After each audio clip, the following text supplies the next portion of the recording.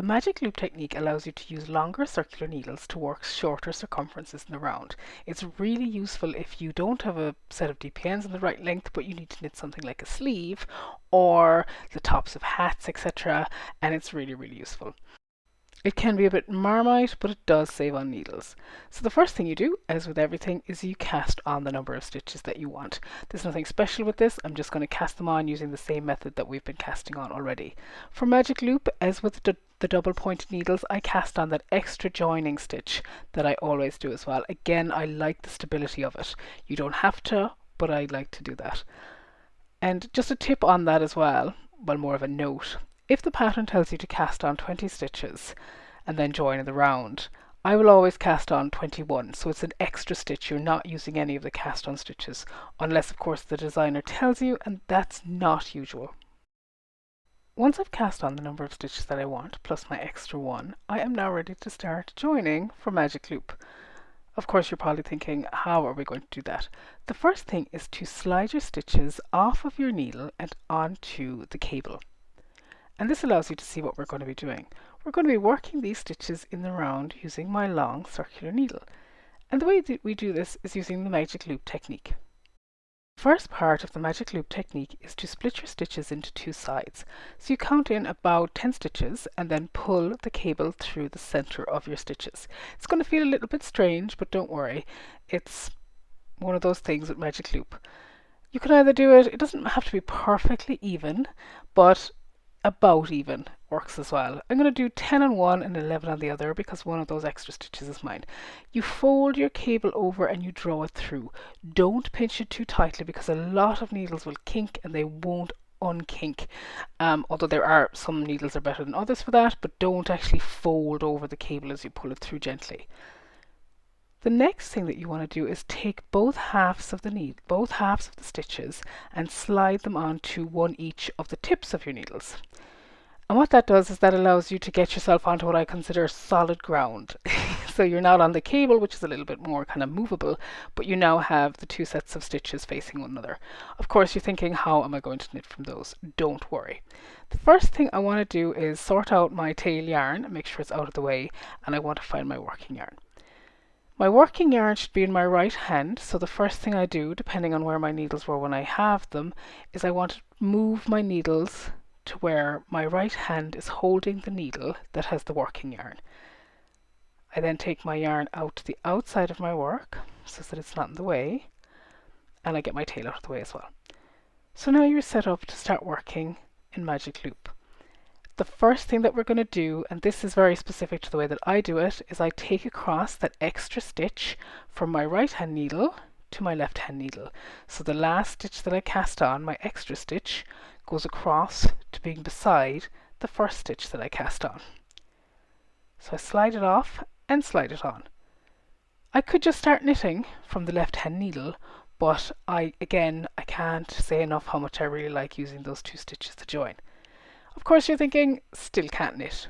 After getting your hands into the right position and making sure your tails, etc. are in the right place, take the needle that is holding the stitches with the working yarn connected and take it out.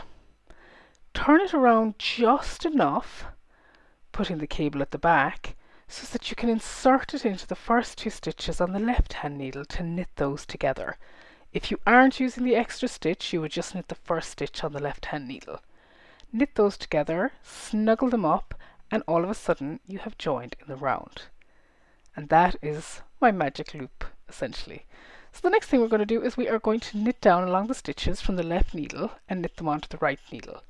We're going to ignore the stitches that are currently on the cable.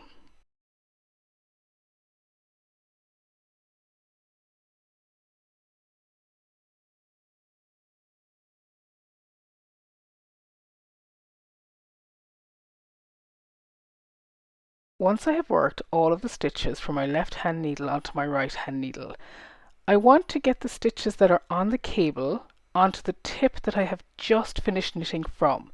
I do this by pulling through the cable that's on the stitches so that the stitches then run along my cable and are pushed onto the tip that's now empty, and it now has those stitches.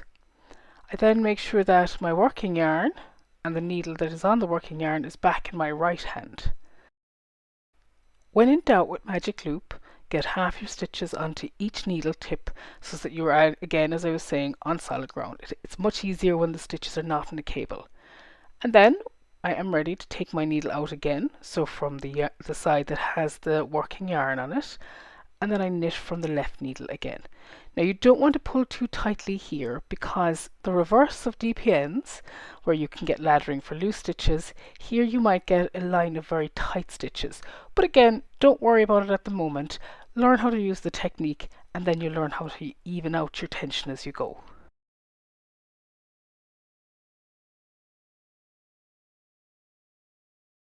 I continue working my stitches from the left needle to the right needle, as I would do during ordinary knitting.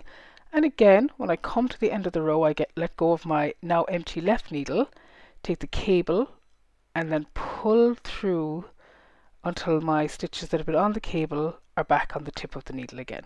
And you'll see I'm shimmying a little bit there to get them on, and that's because I have a slightly tight stitch, and that is perfectly normal at this point. Don't worry about it.